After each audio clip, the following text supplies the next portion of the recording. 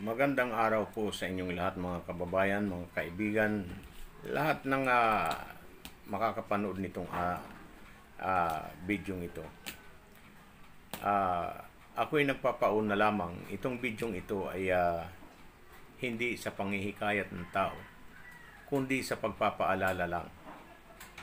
Hindi ko sinasabing kayo'y baka sabihin ng iba ay pinaanib o anuman ang mga kaisipang napaka mga mamali. Sana'y ingatan ninyo, huwag kayong ng mga salita na mga ganun, dahil ako po'y nagpapaalala, ipinaabot ko lang sa inyo ang mga talata na naaabot ng aking kaisipan, dahil ang lahat ng mga paliwanag dito sa Biblia ay manggagaling sa ating Panginoong Diyos, hindi sa isang tao lamang. Kaya huwag ho kayong mababahala o anumang mga bagay na inyong ikababahala na ito'y magpapastor o pastor o ano kung anong mga naku.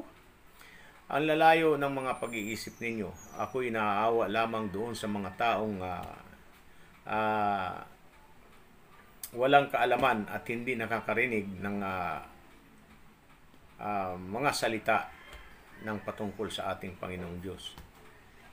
Kasi mayroon pa rin hanggang ngayon mga nagsasamba sa mga Diyos-Diyusan na ito daw ay ihinahalin tulad lang o ay kanilang iniidolo o ano pa man, pero mali po. Mateo 15:8-9. Babasahin ko po ha. Ang bayang ito'y iginagalang ako. Nang kanilang mga labi datapwat ang kanilang puso ay malayo sa akin. Bakit sinasabi ng talata na ito, talata ng 8, na ang bayan ito'y iginagalang ako? Biro mo ang paggalang mo, araw-araw sinasambit mo ang Panginoon, Panginoon, Panginoon. Pero hindi kasi tinatanggap yun eh. Ipagsuri nyo kasi ang inyong mga kaluluwa. Ipagsuri ninyo para matuto kayo ng kaalaman. Kasi ang Panginoong Kristo ang kinatataguan ng karunungan, kaalaman.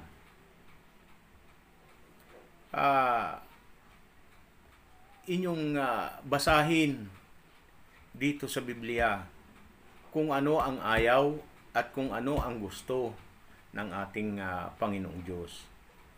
Yan po ang katotohanan. Kaya nga nagbigay siya ng sulat papunta sa atin para maalaman natin ang katotohanan. Kasi kung ipagbabatay lang natin sa mga taong mga nagsasabing ganito, ay naku, ay kawawa ka naman. Hanggang doon lang ang malalaman mo. Yung mga nakakakilala sa akin, tingnan nyo, kung bakit ako nakakapagbigay sa inyo ng mga talata na wala naman ako nito dati. Wala ako nito.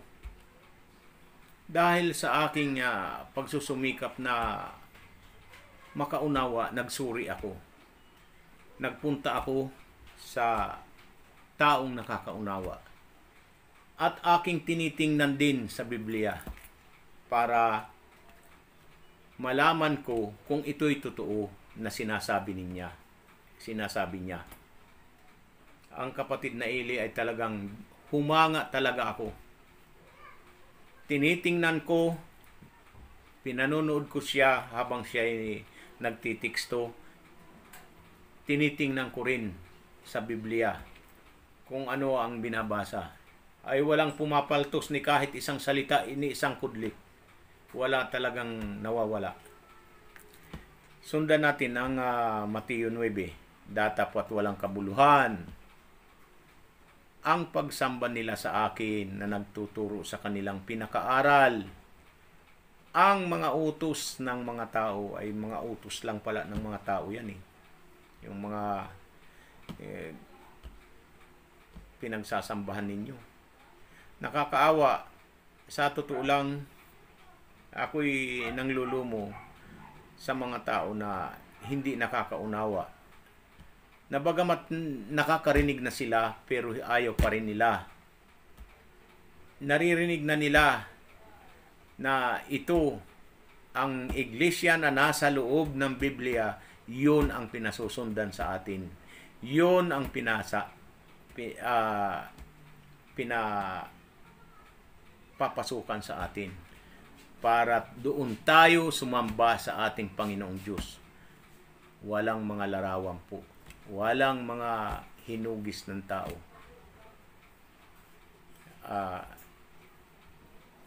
Mga kababayan, hindi na po ang magtatagal.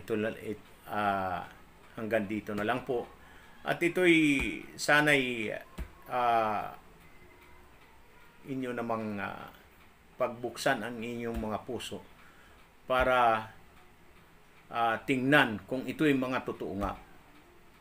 Ipagsuri ninyo ang inyong mga kaluluwa dahil talagang malapit na. Maraming salamat po sa inyong pakikinig sa aking mga munting kwento. Ito'y kwento lang para sa akin dahil ako'y nagsasalita lang, binabasa ko, at ang Panginoong Diyos na ang